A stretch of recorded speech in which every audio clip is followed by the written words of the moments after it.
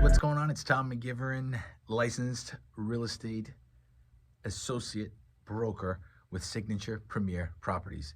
I am proud to announce on the Housing Experts podcast that I am a proud member of the Signature Premier family, and Colleen Davis, my partner, and I, we joined teams we joined forces, I should say, with the number one broker on Long Island. So we're really excited about it. I'm actually in the podcast room if you're watching this podcast on YouTube. So I'm excited. This is the first time I'm using an actual podcast like studio, which is pretty cool. As I normally do, I'm going to give you the situation, right? What is the situation with the Long Island home prices, with trends in that department? Are prices still going up? Are they going down? Are they remaining flat? All that stuff. And what's interesting, before I dive in, I'm going to break down all the numbers, break down how many homes are for sale, go talk to you about the average price, the average selling price, and all that. But what's interesting is talking with some brokers, and a lot of brokers, a lot of agents think that the market is going to somehow shift. And I'm not saying they're wrong. I don't know. Nobody knows. But the numbers just don't make me think that. Okay? So I'm going to go over available homes for sale, which is the critical thing that I talk about every episode. And I'm also going to be doing more content. So I'm going to be introducing frequently asked questions. I'm going to talk about the home buying process on here in future episodes. But this episode is about the housing market on Long Island. And when I go over these numbers, I'm going to give them to you. And then I'm going to talk about why I think, I don't know if the market's going to just kind of suddenly shift. And we're going to get a whole lot of people putting their houses on the market, which is what we need to open things up a little bit. But you be the judge. I'm going to give you the numbers and we'll go from there. So January, as of middle of January, I pulled these numbers a couple of days ago. Today's January 25th, 2024. There are, in Suffolk County, 2,082 homes for sale in the entire county on the MLS. So what does that mean? Are there more houses than that? Sure, there are some houses that are not on the MLS, but this makes up about 98% of what's out there, probably 99%. There's 2,082 homes in all of Suffolk County, with about 1.5 million to 1.75 million people living in Suffolk County. There's 2,082, homes for sale total. There's 261 condos. That's a total. Those are total numbers. Nassau County, there's 1,479 homes for sale with 351 condos. And in Queens, there's 2,087 homes for sale. And of course, Queens is a different market. And they have 2,285 condos or co-ops for sale. That is a 5.5% drop in Suffolk County. That is a 6.5% drop from last month. These are from last month's numbers. In Nassau County, 6.5% less. And in Queens, 7.5%. Now, we're talking about January. January, historically, right, you have November and December are the lowest listing months. January, there's normally a bump because it's after the new year. People are like, all right, we're excited. We want to get back in the game. But what we're seeing here, because the rates are so high, and I'm going to talk about the mortgage rates, there's good, and then there's just not so good, right? We'll get into that a little bit. But when I say these are critically low available housing numbers, very low. It's the exact opposite of 2009. And I know for those of you who have listened to this podcast, you're like, okay, we've heard this before. But I have to reiterate this every time because it is an element to this market that people aren't fully grasping. And it is the thing that is holding the line on prices. That's super important if you're a homeowner. What I just said, the low inventory is holding the line.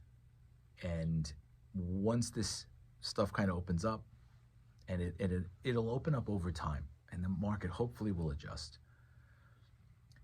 But once it kind of opens up, we may see what? Flattening, certainly flattening. We're already seeing flattening of the prices. We'll then start to see a decline. Now, homes are sitting on the market a little longer too. Just want to toss that out there. All right, here we go. Let's keep going. Now, I can't break down all of Suffolk, Nassau, and Queens. That'll take too long. I'm trying to do this in less than 22 minutes. But what I can do is break down the Suffolk County numbers so people get a sense for, hey, what's for sale.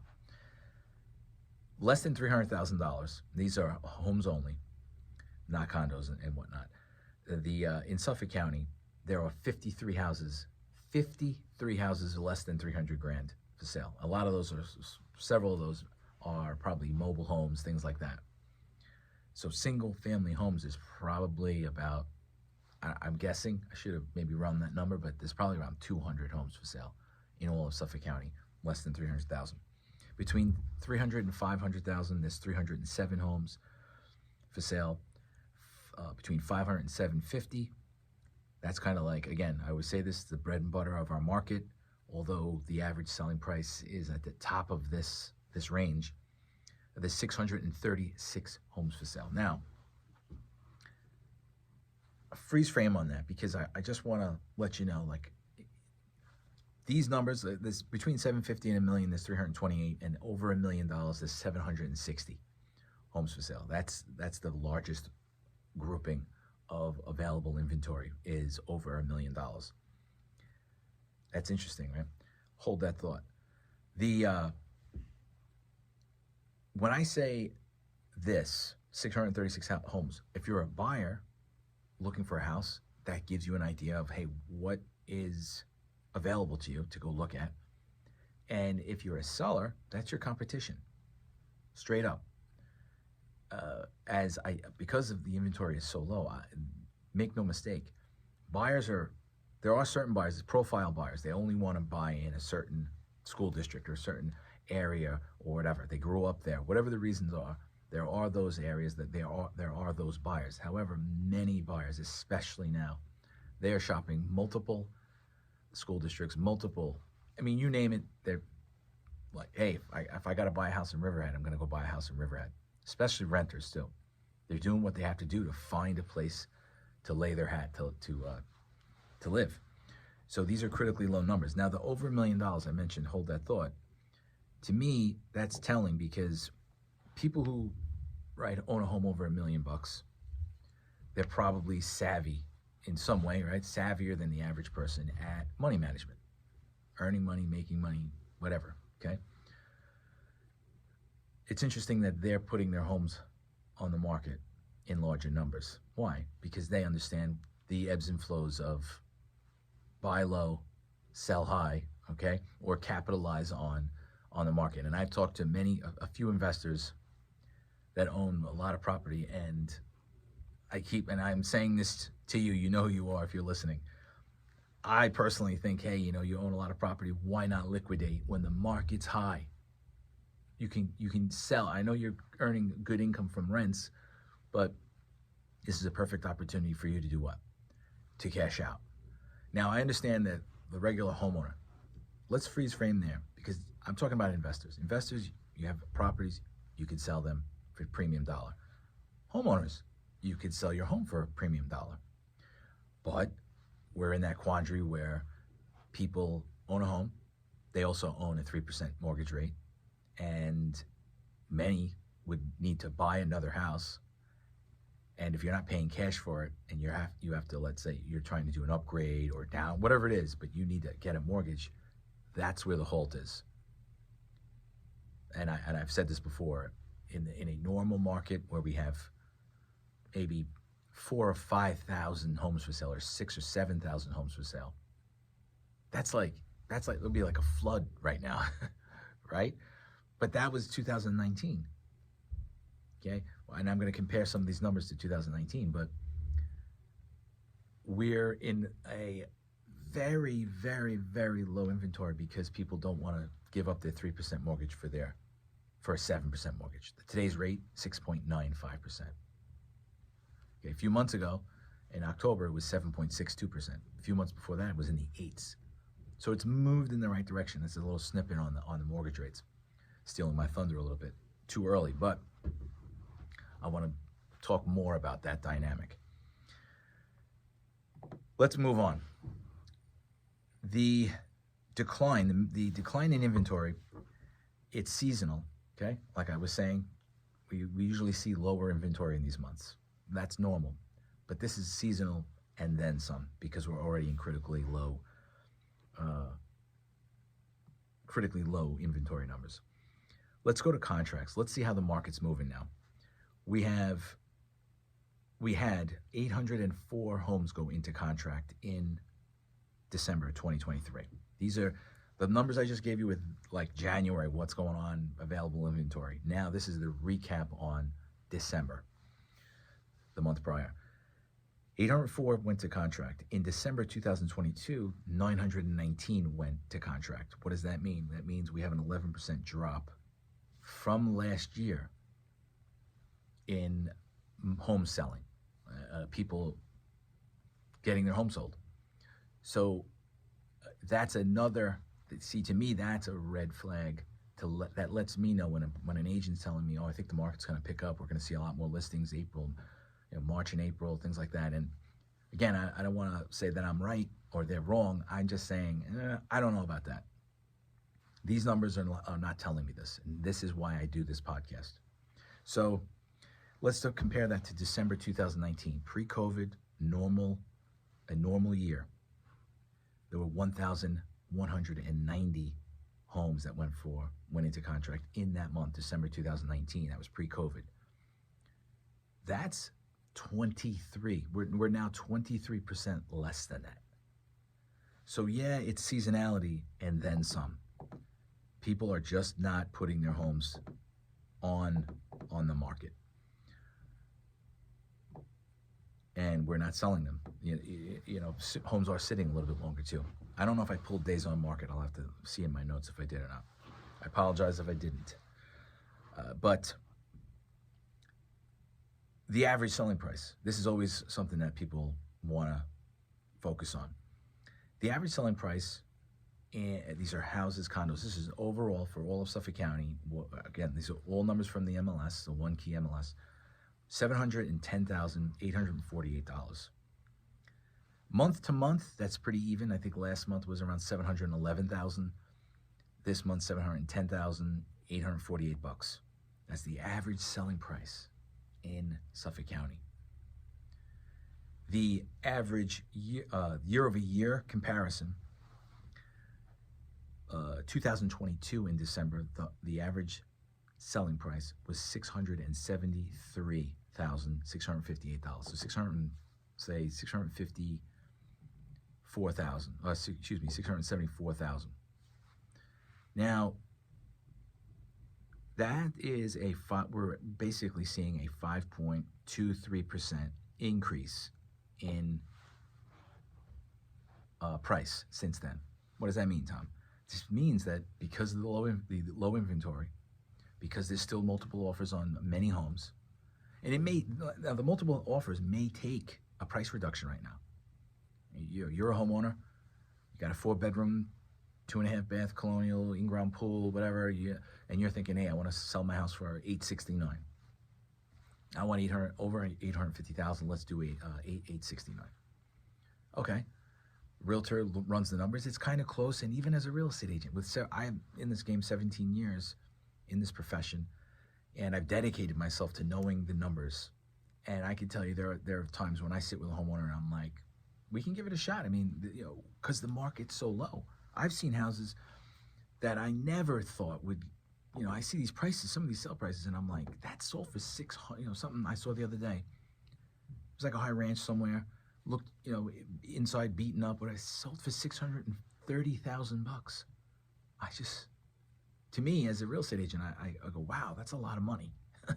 But so here you are as a homeowner, you price it high, and what I'm seeing in the market, and I think other brokers would say the same thing, there are price reductions, and the average selling price now is not selling above the average listing price. It's selling just a little bit below, within 2 to 3%.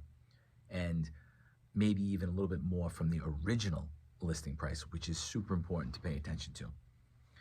Maybe in the next podcast, I'll break down the original list price versus the average sales price. That would be something good to look at. Okay. The absorption rate. Let's talk about this quick.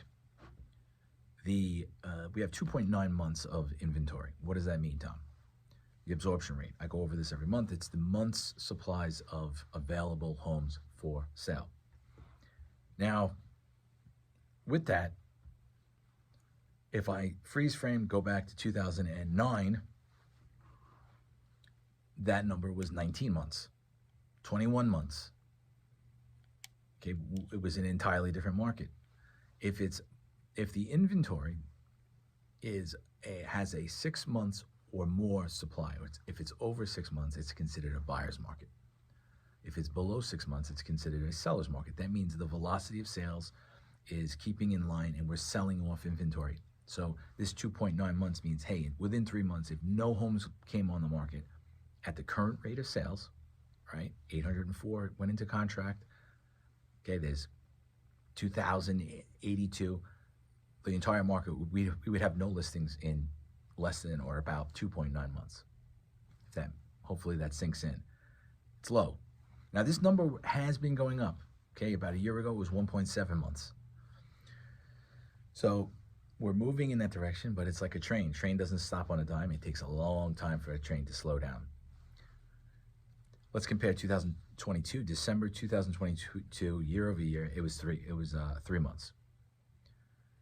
And in 2019, an average regular, that was like more of a normal market. It was a seller's market, but 4.4 months. And then that market was crazy. 2019 was like, wow, things are really picking up. We turned the curve there out of the Great Depression, or Great Recession in, let's say, 2014, 2015. But 2018, things started to really heat up, and in 2019 was like, wow, we're jamming, things are good, and then COVID hit, and boom, that stifled the market and changed the whole dynamic of the market. Rates went down below 3%, and a lot of people refied and did all their things and bought houses, and even though we had low inventory, everyone refied, and now we find ourselves where people don't want to trade their 3% rate for a 7% rate. Okay.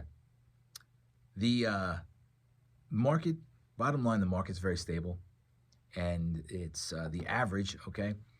The average days on market is 28 days. That's really low. But it was less a year and a half ago. Okay, it was probably around 20, maybe 19 days. Now we're at 28 days.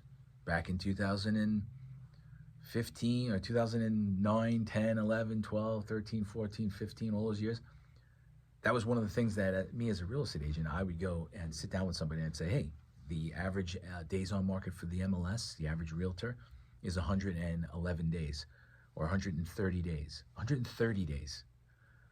Okay, that's a long time. It's like eons for, especially these new agents. They're like, oh my gosh, you had listings for that didn't sell for 2-3 months? Yes, we did.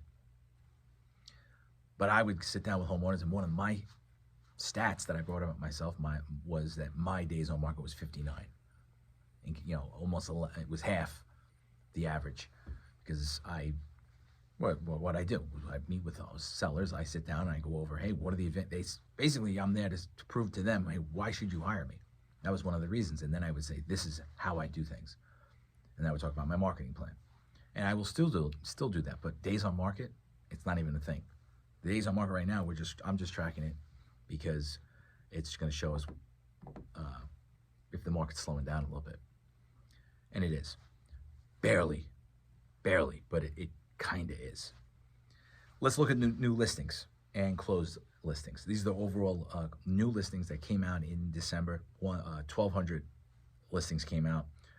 Comparison to December, 1,160. So we're right in line. Maybe we listed a little bit more homes than we did in December 2022. December 2019, 1,500. So we're well below that. Again, more of a normal market. Closed listings, 1,006 closed deals. In comparison to December 2022, 919. So we actually sold and closed more listings. What is a closing versus a contract? Contract is where you sign a contract in that month. A closing is when you signed that contract in October or whatever, and you closed in December. So it takes about 2 months in New York State to, if you're getting a mortgage. And for the average deal is about 60 days to close.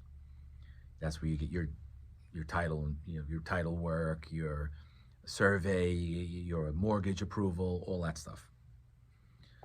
Okay. I'm going to skip some of this stuff because I want to wrap it up.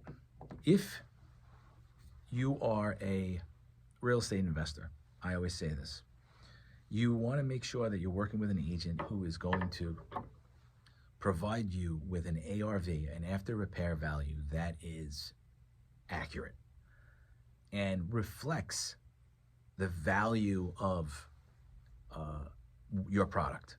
So if your product is top notch, then I'm going to be able to give you I'll just give you a basic ARV. But if I know you or I get to see your work and I say, wow, you do really, really good work, then I can adjust that ARV accordingly to make sure that it's in line with the quality of work that you do.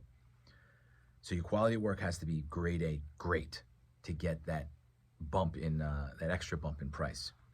I see a lot of investors, they look at deals and then they look at everything that's sold. So they're comparing the house that hasn't been updated since 1989, and they're going, oh, that home sold for X, so I don't think I can, I want to be below that. No, you want to be at that price or maybe a little bit above, especially if you do really good work, because people are, the buyer, average buyer today, they want to move in and they don't want to have to do anything.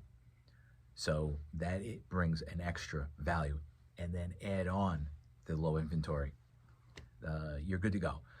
So you need an agent who gives you great ARV. That's me. So I want you to contact me, 631-831-9048. Now, for you sellers, I'm going to give you, and buyers, if you're a seller or a buyer, and you're saying, hey, I want to maybe talk with Tom about buying a house, selling a house. 17 years of experience. My numbers speak for themselves, but I've sold a lot of houses and I've helped buyers buy a lot of houses. If you go to my website, longislandtom.com, you'll be able to see the testimonials, or what I like to say, call them case studies. These are people that I've worked hard for, and you can see what they've said about me. If you want to text me, I want you to text me my personal code, which is Thomas M2. That's Thomas. You could capitalize these. Thomas, Thomas, M as in McGivern, the number 2, and text that to 631-825-9122. Do not text that number without putting in that code. Now, that code will qualify you for some perks, and I can discuss those with you when we chat. Now, again, if you are part of my CRM already, or my database, you get my emails, you know me, do not text that number. Don't text that number. Don't do that. This is for new people. You found this podcast, and you're like, hey, you know what? I'd like to work with this guy, Tom. Text me, again, Thomas M2, sorry, to 631-825-9122, and I'll put that in the description of this podcast, all right? Until next time, I appreciate the opportunity to work with you, and that's it. I'll see you on the next one.